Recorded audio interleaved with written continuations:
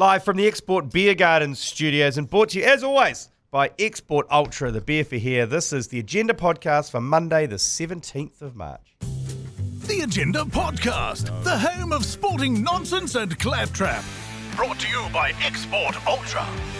Wow, shit, what a weekend of sport, Manaia Stewart. Yeah, was it? I've got to be honest, I didn't see a lot of it. You are a professional wedding goer. I am. Did you have a role at this wedding? Professional? No role. I liked what they did. They didn't have a bride's party or a groom's party. They just got on with it. Yep. Basically, as we showed up, they were like, sweet, now sit down, we're going to do this. And we just into it. Sit down, shut up, we're getting married, let's just get on the piss. That's exactly how it went. And it was it was handy because it was a bus trip to get out to this one. So all of the guests basically arrived at the same time. Ah, good. So they knew they like shotgun start. Yep, go, do it. Before you knew it, you're like, oh shit, they're married. Now you're sitting down having a feed, Oh, get a few photos, blah, blah, blah. Didn't go down a K-hole? Didn't go down a K-hole, no. And then yesterday, the Sunday, bit of a Sunday session. Always loved the day after. Really leaned into that one. Yeah, it's just that flight home that you probably would have had to try and somehow manage. Yeah. Oh, you're going to have another beer at the airport, are you? I don't think you should.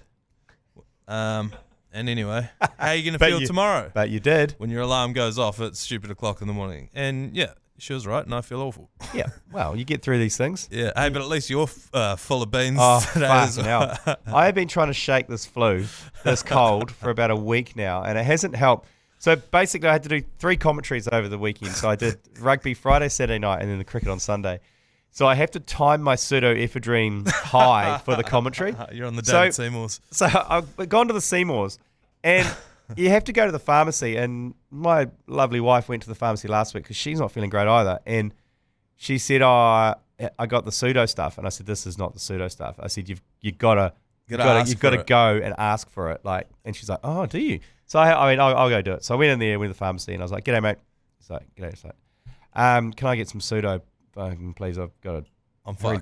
Yeah, and he goes, "Oh yeah, you want the stronger stuff, do you?" I'm like, "Yeah, just give me the fucking pseudo." And he's like, "Oh man." He goes, "Okay," and just looks at me for a little longer, and then goes back behind, comes out with like the standard pack of Sudafed just for pseudo. Oh. And then he's like, "Just got to take a few details off you if you don't mind." I was like, "Mate, you can take my soul. Just give me the fucking pseudo." What are the odds that you're New Zealand's Walter White and you've walked in there to make a bunch of meth? Well, do you know how much you need? About a pallet of pseudoephedrine in that form to make pee. So you need to go on an industrial scale.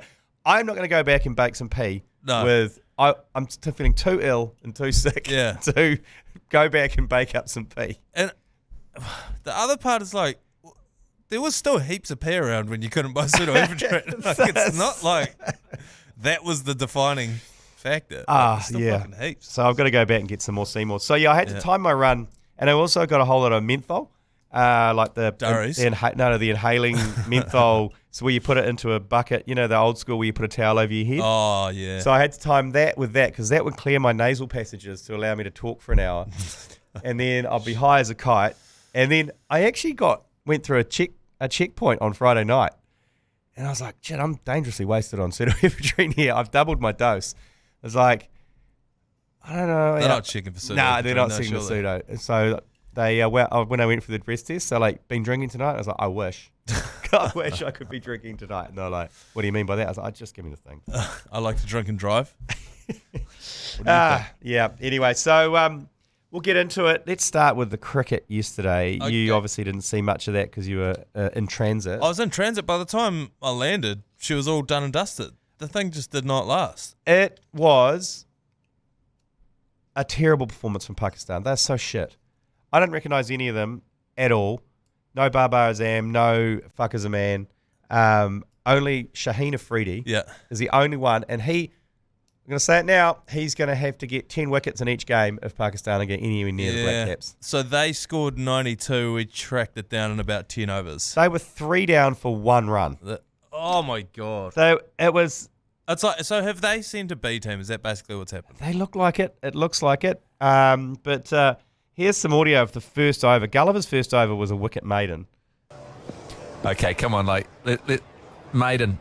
Let's go. That is a Cardinals in a maiden in a T20. But here he is, 6 ball. Last ball of the over for Jameson into Mohammed. Oh, he's edged it, and he's gone. Wicket maiden. Wicket maiden for Gulliver. He hung the bat out, Muhammad Harris.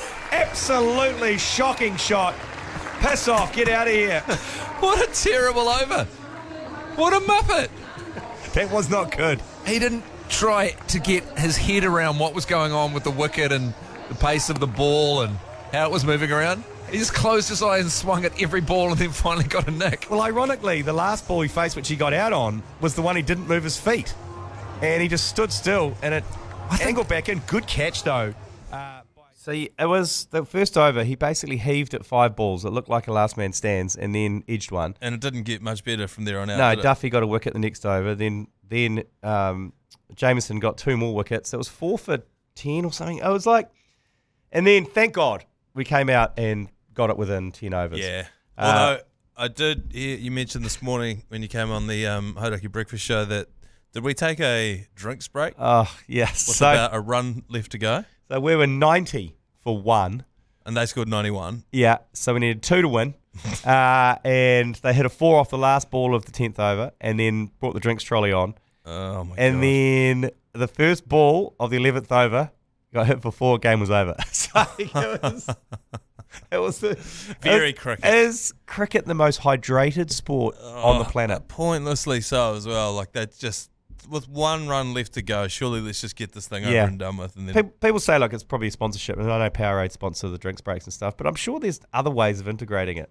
Well, yeah, like they couldn't have seen that coming. You know, there must have been written into their contract. Like, what if we don't get to it? Yeah. You can't have a drinks break after the game's over.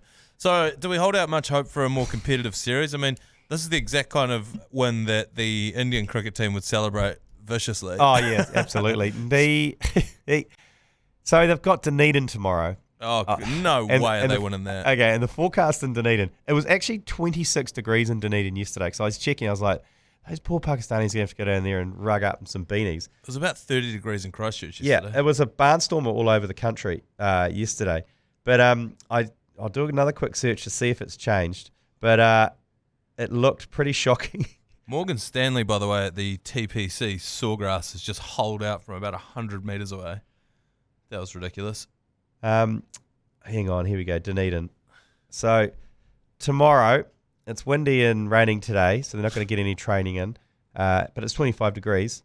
Tomorrow is 15 degrees and raining all day. Hell yeah. The chances are the game won't even go ahead. Yeah, the afternoon it says it's clearing up. Fresh southwesterlies easing in the evening. Oh, my God. Rain clearing to partly cloud in the afternoon. But that game starts at 2 o'clock tomorrow. So we've got the commentary on that if you want to tune in. Yeah. And then Auckland on Friday. But by the looks of what they did yesterday, it's going to be a they don't want to be here. Nah. Is this a little bit of where cricket is at the moment? I mean, for the longest time we've been talking about players prioritising. It's just had a hole in one now. This is the replay. We're talking about how players are prioritising their mercenary T20 leagues around the world, and the international game's becoming a little bit of a second fiddle to that, particularly because of the money. Yeah, well, half the players, or not half the players, all our good players, Satner, Williamson, Rashan Ravindra, Conway, they're all at the IPL. Oh, is the IPL on at the moment? Yeah, right. So it's just starting the IPL. So they're all on IPL duties. So they've been excused. They've said you can go make some coin in India. Right. While we do this series against Pakistan. Obviously, Pakistan aren't allowed to play in the IPL. So that seems strange that they've sent a team which I hardly even recognise. Are Pakistani players not in the IPL? Nah. Are they actually not? Nah. I did not know that. Nah. Hell no. Shit. Afghanistan, sure. Oh, really? Bangladesh, sure. Pakistan, get fucked. So if you're a Pakistani cricket player, you're probably better off to renege and go and claim Afghani citizenship or something. Well, yeah, that's a. I don't know. You want to bring that up with maybe their Pakistani friend? see how that goes. Oh, I don't know, but just to get into maybe they don't want to be. Nah, in the they got IPL. the PCL. They got the Pakistani Champions League that they have. Not to be confused with the CPL, which I think is the Caribbean Premier League. Yeah, and the Big Bat Super Smash. It's all very confusing. But so I just think I got to be honest. We might look back at this summer or this tour here and be like, this was the first one where they didn't send anyone, and that's how it's been ever since. Yeah. So we've got coverage tomorrow, second T20, 2 o'clock tomorrow on iHeartradio. Thanks to Max Raft and Razine. Manaia Stewart, can I play you this audio, Re the Warriors? Yes, please. people look at the Warriors and go, geez, I don't think they're going to win it this year. It's like, no, I think most of the fan base don't think that. That's not what it's about. It's about being a fan. It's about watching them week in, week out, you know? So you are literally saying it isn't our year. Was I? I don't know. Oh. I think you were. I think you were insinuating that. That it's not our year? Yeah. Well, I'm glad to be wrong. I'm very happy to be wrong. I also put a bet on the Warriors at $3.30 that came in. You dirty dog. After Jerry was pissed off about that this morning because he said he wanted to put all this money on the Warriors, and I was like, I think that's a bad bet because And then you went and Manly behind his Seagulls, back. humming, and then he goes, you took me out of it, and then I said, well, you're gonna hate this, Jerry, because I actually got on it last minute. Yeah, look, my point was that for some reason, if the Warriors don't win the whole competition, everyone slags them off. But we don't talk about our own Super Rugby teams like that. You know, I don't know why there's this weird double standard. I did not see that coming. I don't think anyone saw that coming. And it was what I loved the most about it. I was sitting on an aeroplane, taxiing along the runway, and the air hostess was like, please, sir, can you put your phone on airplane mode? And I was like, yeah, no, it is. This is an old game. I downloaded it. I've been You were with your thumb over the top of the symbols at the front. But it was just the way we won was so comprehensive. There's nothing that we did that I don't think is repeatable. There weren't flukes. If there were any flukes, there were a couple of tries that they scored that potentially might not have been tries. So it was just the complete performance for us. Everyone looked good. Aaron Clark, one of our new signings, he looked great. He looked actually excellent in his role in that 13 jersey, where initially when we signed him, everyone was like, do we really need him? He's sort of like a Jazz Tavanga type where he can come off the bench, cover 13, cover hooker.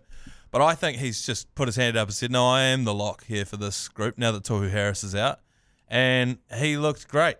Now, did I shit my pants when they scored a try in the first 3 minutes from their own end of the field? Yes, because I looked at that and said, well, why couldn't they do that every single time down the field? And then for whatever reason, they didn't. And it was one of those games where at the end of it, you're like, man, their big stars didn't fire. They had, bad games. And there were a couple of injury niggles. But often when that's the case, it's because we shut them down, and we played better than them. I just sort of, I don't know, it really filled my sails up. So here's a hot take for you. I don't think the Warriors deserve their fans. Oh. Do you know why? Why? I'm still bitter about Vegas. The rumor is, and I believe it because I was there, that there were 10,000 Warriors fans in Vegas. Yeah. Let's say, on average, it costs quite a lot to get there. Fuck yes. And it cost a lot to be there. Let's say they all spent $10,000 each. So it was about $5 or $6 grand, flights, accommodation. You probably spent a fair bit on the ground. So 10 grand. Jesus. $100 million. Is that what that is? Yes. Jesus. So Warriors fans spent $100 million going to support their team. Yeah. And they perform like that. And then 2 weeks later, they perform like this. Yeah. They don't deserve them. No, you're right. It's jeez. And I don't think Warriors fans will be offended by me saying this. I am one of them. I wouldn't say we're the wealthiest fan base on it. No, I know. So exactly. It's not like kind of a central city, Sydney City kind of like vibes. the Sydney Roosters. Yes, I was trying to. I was working out in the calculator. I was like 10,000 times 10,000. I was like, it can't be 100 million. 10,000 squared. Yeah, is 100 million. Yeah. Holy shit! So that's when I had a realization. I was like, you assholes, and they flopped. They absolutely flopped when they had the potential to put on a masterclass. Yeah, and then they came back. Look, I do think, a lot of us that were holding out hope were like, maybe is it just that they went to Vegas and Vegas was a bit too much? Did Vegas take them? I reckon it's pretty clear that's exactly what happened. Yeah, Vegas was a little bit too much for them, and now that they're home, it's a completely different team. Look, I know this is just reacting to every game as it happens and riding the highs and lows. But fuck it, that's what being a Warriors fan's all about. Yeah, $100 million fucking exercise. Yeah. Right? Anyway, we'll take a quick break. We'll be back. So much more sport over the weekend. Super Rugby, Formula One, bit of golf even. Right, to the motor games desk. Mm-hmm. Obviously, you're a big fan of motor games now. You're tight with Murph. Yeah, me and Murph. We're fucking talking turkey. Yeah, just talking motorsport. Oh, we love it. So, it was a good... look, I am an F1 Drive to Survive Yeah, there okay? needs to be a name for that. Yeah. A Drive to Survivist. Yeah, I think so. I am. So, but the first Grand Prix of the season, so 3 absolute baking days in Melbourne, like 30-degree heat for practice days, for qualifying, and then come Sunday, absolutely pisses with rain all day. So all the preparation you've done, all the qualifying, out the window. It's for nothing. And poor Liam Lawson was a victim of that. They left him out for a lap too long on the wrong tyres, and he basically, you could see it. He hit because it's a street race basically around Albert Park. There's still the white lines for the actual street race. Actual road.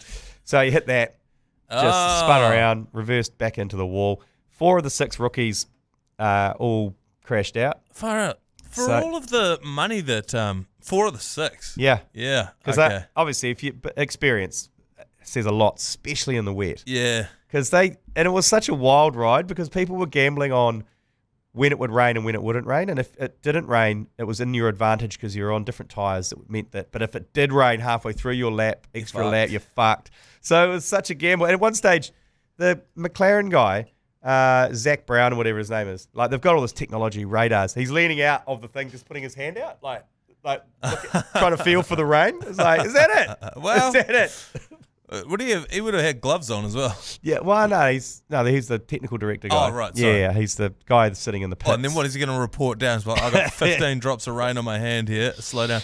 It's funny. It's you can see exactly what's happened there. Is anyone who was too young and brash. Yeah. Whereas it favoured people who are a bit more conservative in their approach to that race. Oh, mate, one rookie, he crashed on the formation lap. I saw that. Like, I thought Liam Lawson had a bad weekend because his car was shit. He didn't even get a sniff at qualifying, got hardly any practice, and then he crashed out. I was like, couldn't get much worse. This is worse. Oh, he's on the formation lap. I just like to think the pressure was just way too much for him. He's like, the poor dude. He's racing for the Racing Bulls team, and you could see him just in tears. He was basically. Yeah, I saw someone come and hugged him in the. Yeah, look, I think it was Lewis Hamilton's dad came and just put his arm around him and was like, "Dude, don't worry, mate. You're all good." And he's like, "I just crashed on the formation lap in my first Formula One." Do you think he was able to watch the rest of the race, like from a mental perspective? I hope he was, because if he was able to watch 3 other people crash as well, I'd be like, okay. But people will still go, "You did it on the formation lap, bro." We weren't even racing. We weren't even fucking racing. In the end, Lando Norris won, beat Max Verstappen. Next one's in China, so it goes bang, bang, bang. So next one's this weekend. It's pretty full on until they have a kind of mid-season break. So every weekend is going to be some Liam Lawson action. Hopefully he gets a better break this week. I think this might be the only thing that could get me into Formula One is now that Liam Lawson's in there. Yeah, but fuck, couldn't have been a worse start for him. Well, it could have been. He could have crashed on the formation lap. Super Rugby. Fucking hell. Another absolute thrillers Friday and Saturday night. Yeah, I did on Friday night watch the Hurricanes Highlanders game. I thought that was actually quite a good game, a bit of a ding-dong battle. Yeah, it was pretty messy. Yeah. I must admit, that first half was pretty scrappy. Which is always interesting at Forsyth Bar Stadium. Yeah. To be like, what are the factors affecting your performance here? I think purely just the lack of... I don't know. That's 2 teams that are... Well, we described it in the commentary. There was 2 teams that this game was going to define their season, because if the Canes lost this, it's a disaster for them. Yes. They're going to have to probably basically go on a hot streak for the next 6 weeks. Whereas the Highlanders are on a hot streak, and this could potentially have tripped them up. But eventually the Canes came out on top. But don't get Tony Lyle started, because Peter Umaga-Jensen committed a high tackle in the last minute of the game in kickable range for the Highlanders. And how they didn't give a penalty for that. Because he even did the head high and then went, and put his hands up and go, sorry. And then after the game, Tavatava Ngaiwai is at the ref. Angus Maybe going, what the fuck, man? Can we go look at that again? Yeah. So what's the rules around the full-time whistle and going back? Well, evidently you can't. Because you can do it after you award a try. Yes. Yeah. This is a squirrely one. It's like in the NRL, if there's no call, you can't go back to challenge the last play because the game's moved on. Yeah. So then dudes will commit an infringement just to stop the game, then you can captain's challenge the thing that just happened. Right. You know, because this is the squirrely part of it. If the ref doesn't call anything, how do you challenge something that didn't happen? You know what I mean? Yeah. That's what's so confusing about it. The captain's challenge is only ever when the ref has made a call and you think it's wrong. It's not for when the ref missed a call that you would like them to go back and check. So, I don't know, should it be expanded to that? I don't know. And, I mean, the touchy was right there as well. It happened like, I shit you not, 2 metres in front of the touch judge. Yeah. You can't say they both missed it. But also, is the full-time whistle the full stop on a game? Nothing else can happen. Yeah, but that's the thing. But then the infringement happened before the whistle, so... But then once the whistle's blown... fuck. Anyway, so the Highlanders, they're filthy, and rightly so, I think. Yeah. But then the Chiefs, Mana, beat the Blues. Ta'ele, the second 5'8" for the Blues, he is good, man. Yeah. He was under 20s last year, I think. Played second 5 for the Blues. He looks the goods.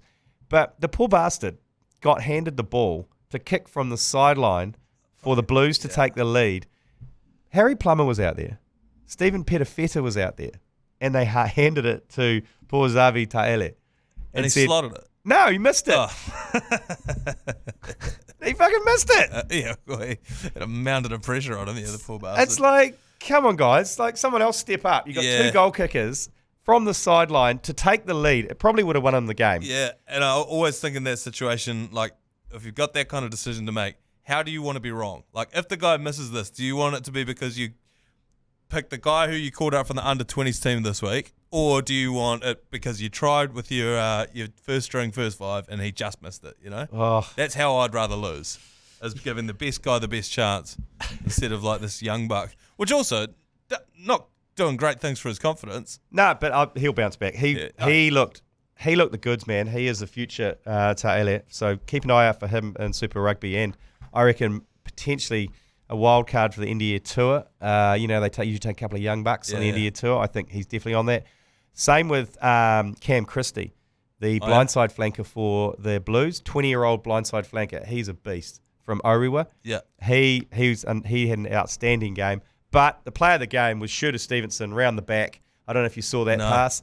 It was basically like the equivalent of a flick pass to the winger, but he did it behind his back. Ah, sick. Yeah, it was pretty sick. That is very sick. What's Shooter going to do? It was a sick move. But then also Leroy Carter, he had another outstanding try from the Chiefs. It was end-to-end try. One of the tries of the season so far, scored by Sneakers Ratima.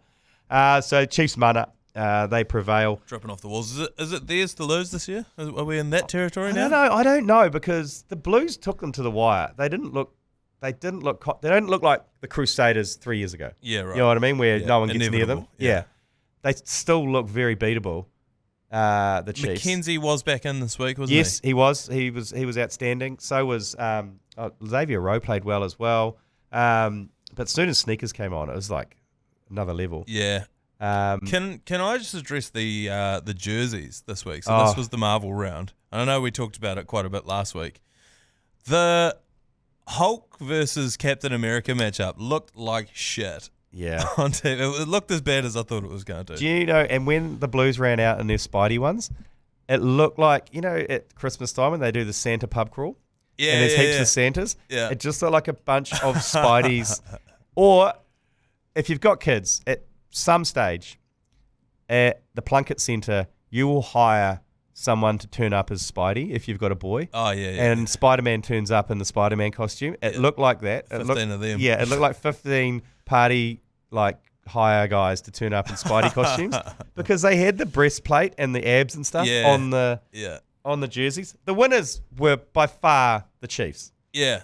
Black Panther, it was just black with just a little necklace. That was it. It was like elements of the Marvel character incorporated into their normal jersey. That's what they tried to do with that Highlanders green with the Hulk. It just didn't work. And they did the purple shorts. The purple shorts were humiliators. It was a good touch. I got it. It's like, yes, the Hulk wears purple shorts, but they look silly. I was trying to work out what came first. What came first, the kids round or the partnership with Marvel?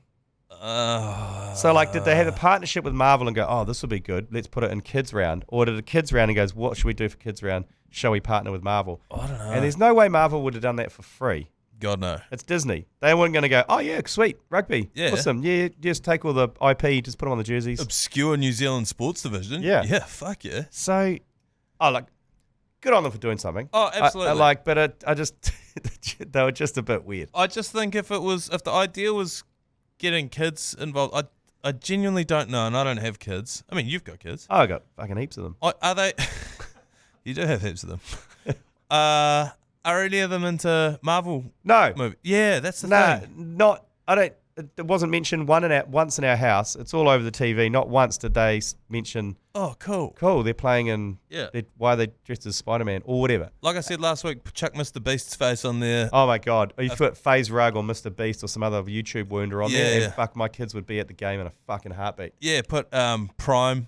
Oh, sponsored by Prime. Sponsored by Prime. If you had a game, if Mr. Beast turned up to watch a Blues game, Yeah. I shit you not, there'd be 40,000 people in Eden Park. Yeah.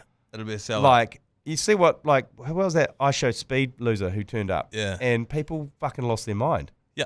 Never heard of Everywhere him. he went. Yeah. No, I know. He just does backflips and runs around. I know. And when that happened, I remember thinking I knew that I would eventually lose touch with who was famous, but now I don't even know what they're famous for. Like, I had no idea what he did. No. He just does live streams. Yeah, backflips and stuff. Backflips. And runs real fast. Just master and gaining people's attention. Okay, well, here's just to go back to poor Xavier Taylor. Here's his conversion effort.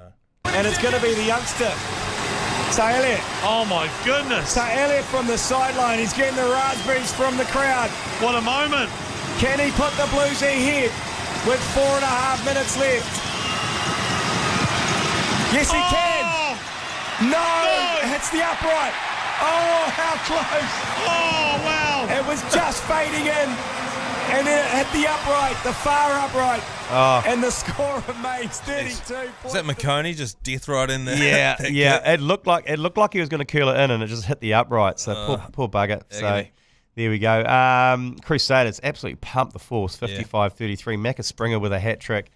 Severed Peace with 2. Yeah. That was Crusaders of old. I think they were like $1.02 or something. Yeah, they were. And it was like, I don't know, it's pretty good. It's pretty good. The Crusaders doing okay this year. I tell you what was good, and how good Christchurch looked this weekend. Yeah. Like that afternoon game on Saturday, Mate. beautiful. And then yesterday at the cricket, beautiful. Yeah, Christchurch was absolutely on one. I mean, the recipe for the driest dry horrors. The hangover with the worst dry horrors. The recipe is afternoon wedding, dead still, 30 degrees. Oh, baking, beers, durries. Tell me, with the wedding, did you wear a jacket? No. Okay. No. I checked the forecast. I was like, I'm not bringing a jacket. Yeah, I attended a jacket as a groomsman in the Hawke's Bay, and it was one of those Hawke's Bay days that just fucking bakes. No honks. And anyway, we had suits on. We couldn't take them off for the photos and stuff, but by this stage, I drenched my shirt. Yeah. So we were committed to the jackets. Yeah. And it started to come through the jacket as well. Yeah. So it wasn't until the lights went out and the dance started that you just get to whip it off, and you just basically had a white, wet shirt on. Yeah. Yeah. So you got to fully commit. Disgusting. Nah, I went for like almost a linen sort of number. I checked the forecast. Linen? And I was like, yeah. Fucking hell. Yeah. That's shorts? Well, I've been to so many weddings and I've been in the groom's party so many times. I've accumulated basically a suit collection that I can pick from, and this was from last summer. But yeah, scorcher, and I'm dying. So we've got the dying. So we've got the commentary again this Friday night and Saturday. Coverage brought to you as always by the legends at Maxraft. Also, it's on Radio Hodaki as well as iHeartradio. So get onto it. Quick update: golf. Got the Players' Championship going on at Sawgrass at the moment. Yep. There was a rain delay for Lightning, but they're back on. McIlroy is 13 under. He leads by 3. He's got 6 holes to go. Yep. Pity it's not a major. He'll win this, but it's not a major. That is one of the weirdest stats in sports, is that he hasn't won a major in over a decade. Yeah. And also, did you see him pinch that guy's phone? Yes, I did. So the guy... What did he do with it? I don't know. I was hoping he was going to biff it into the lake. That's what I thought he was going to do. Because the guy's like, oh, just like the Masters hit it into the lake. Yeah. While he was videoing, so he could just get some leverage on social. So the guy... I quite like the Macro. Because look at your phone, Just mate. look at what phone is that? What phone you got? Would have been good from just whiff it into That's what I thought he was going to do. He just took it. He's I think he's losing it in the head a little bit, but evidently... Yeah, he's 13 under. I think that's what he needs. I think so for those first few years, he was this wild child coming out of the gates and, winning majors. And he still won a ton of PGA tournaments. But I just think he just needs a bit more spice, you know? He's been this clean-cut face of the league guy for a while. Well, we thought we had it when he filed for divorce. He fucking got back with it. Yeah, fucking hell. Coming at a second equal is this player, Bhatia. Have you seen him? Yes. 10 under, Indian dude. Stussy looking little. Like, skinny as a rake, glasses. got He's the like glasses on. Dan Vettori, Indian Dan Vettori. Yeah. Doesn't look like he's much, but fuck, he can hit the ball. He's a big, tall drink of water. He's tied with JJ Spawn and Hoge. Some bloke by the name of Hoge who has just been given the... Oh, who buried that? I don't know who that was. Oh, Min Woo. Min Woo Lee. Oh, he was leading in the first 2 days, Min Woo Lee. He's cooking. Yep. That Hoge dude looks like... Geez, you couldn't have got another picture for the tournament. I've done him dirty with that picture, but he looks like a real champion. Righto. Well, we're going to take a quick break. We'll come back with yours, please. We've just got just 3 of them this time. But just before we go, don't forget, last chance to win $5,000 cash. Thanks to Leader NZ. Thanks to the Leader Topper Top-Up. All you have to do is head in store to your supermarket, buy a tray of Leader Toppers. You'll see them in the freezer section. Scan the QR code and you could be in to win $5,000 cash to top up your summer. Yours, please. Brought to you by Leader, home of the lasagna topper. Rightio, we've just got 3 to get through. We got absolutely pounded by them during the commentary yesterday. Jeez, there's some people on some real Sunday sessions. Yeah. Real. Some of them were just 100% incomprehensible. Oh, that that you? That might have been me. I might have sent that in, actually. Okay, here's the first one. Yours, please. G'day, ACC. It's your local only Hurricanes fan to ever live. Currently in Melbourne. I'm actually going back to see the boys on the 28th, and we're going to the Hurricanes game. And I may or may not have said I'll get a certain tattoo, pending on what the Hurricanes win is. So I thought maybe you guys would have maybe you guys could let me know what kind of Hurricanes tattoo I'd get. Maybe a...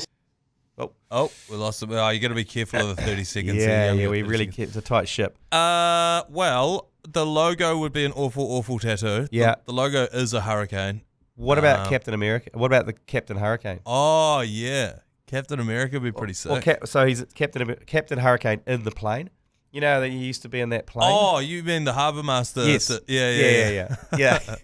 Yeah. You could do that. I thought you meant the Captain America abs that they had wore on the weekend. Maybe you could get a full set of abs tattooed onto you. I'll tell you who looked good in that shirt, and that was Brad Shields. He looked like Captain America. He looked like Captain America.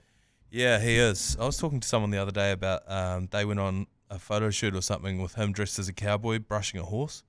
And they said it was a very formative experience for them. Not going to say who it was, but... So, yeah, my suggestion is Captain Hurricane. Yeah. In a biplane. Yeah. I don't mind the idea of getting the score, the game and the score tattooed. And the date? Yeah, and the date, yeah. And people would be like, oh, was that when they won the grand finals? Nah. It was a round robin. Round 5. That's quite good. Just a meaningless game. I've got a friend who woke up one morning over New Year's in Queenstown with his friend's name tattooed on his hip. Ooh. Yeah, Harrison. Was his last name Harrison? And so he had to, basically, ever since he's had to tell people that he's got a son named Harrison, and that's why he's got it tattooed on him. But actually, it was just a night on the piss. So your son's name's Harrison Patterson. Yep. Yep, sure is. And I love him. That's why he's tattooed on me. Right, next one, yours, please. I think it's safe to say at halftime, it's our season. Yep. Up the Wars, the mighty Pinot Wars. It's just a matter of faith. Grim Lane, let us know. There should be a boys' trip to the grand final. Yep. I'll book my tickets now. I don't even need to pay a deposit. I'll pay a full price. It's all happening. Yeah, good season. Looking forward to see how much we win by. Hooroo. Hey, that's how I feel too. Book your tickets to the grand final? Yeah, I was. Meanwhile, just go back to the live update. McElroy has sliced the ball on the 13th into the fucking wops, and now people are crowding around it. He's sprayed it into the wops, but people have run and surrounded the ball like... You watch Boogie Nights, you know, when they're having sex in the driveway and everyone's standing around watching them? That's what it looks like. Everyone's crowding around the Boogie Nights just watching the ball. But McElroy's got a 3-shot lead, and he has put this... He's one of us. Yeah. He's put it onto the next fairway. Yeah. All he needed to do was lay out. Oh, I hope he doesn't lose from here. God, that would kill me. But to go back to the caller's message, yes, it is our year. Book the tickets. We're on. Nah, you don't. They don't do it. The Warriors don't deserve you. Next one, yours, please. Last one. G'day, fellas. Jack Mehoff here. Yep. Just talking about old shitty cars that you can start with a spoon. One day I jumped into my 90s Mazda Bongo, turned it on, and just looked behind me and realised, no, this was a painter's van I'd just jumped into. Oh, but your key works. My van was 2 cars up, and just as I realised, he just came barreling out of the bolo there, thought someone was stealing his car. What the fuck are you doing? That's funny. That is brilliant. My dad used to have a car that he could start with his finger. Somebody tried to steal. It was a Lada. A Lada? Yeah, like an old Russian Lada. And someone tried to steal it, and they just basically destroyed the ignition barrel to where it was just this square hole. And he had a screwdriver that was stuck in there, and that's how he'd turn it on. One day the screwdriver fell out and he lost it, and so then he realised that his finger would fit in the hole, and so he could start this Lada with his finger. Speaking of car confusion, anyway, I went into the supermarket and left my daughter in the back seat of my car. Oh yeah, someone smashed the window to get her out. No, I was just popping in and out, but two parks down was a very similar car to ours, and if you've got a family of 5, everyone has a Toyota Highlander because it's a 7-seater. Yeah, right. Anyway, a guy came out of the supermarket, and I left the car open. Yeah. He opened the boot Of your car. put his groceries in the boot, and then got in the front seat. Oh my god. And looked back, and my daughter's going, but turns out we know them. Oh right. But but she didn't. She had a clue. And he's like, oh my God, sorry. Oh my God. And he gets out of the car and he goes and gets his groceries and then come back and goes, what are you doing? He's like, I fucking got in the wrong car. I'm not trying to kidnap your daughter. Meanwhile, my daughter's in the back thinking she's just about being kidnapped. So a word of advice, if you've got a silver Toyota Highlander with roof racks. With a fuel on top. Yeah, with a fuel on top. You just double check that there's not a child in the back that's not yours. That's terrifying. Yeah, she's still traumatized by that. Oh, so I went to the stay with supermarket and said, do you want to come in with me? She, yep. I'm not staying in the car. Some doodle come and put his groceries in the back and then jump in the front. That is terrifying. Anyway, okay, we'll knock this on the head for a Monday. You go get some sleep, Manaia, and just take a long hard look at yourself. I'm going to go home. I'm going to fucking shelve about 10 pseudos. Yeah. And we'll see you tomorrow for another episode of The Agenda. You've been listening to the ACC's Agenda podcast, brought to you by Export Ultra. For more episodes, like and follow on iHeartradio or wherever you get your podcasts.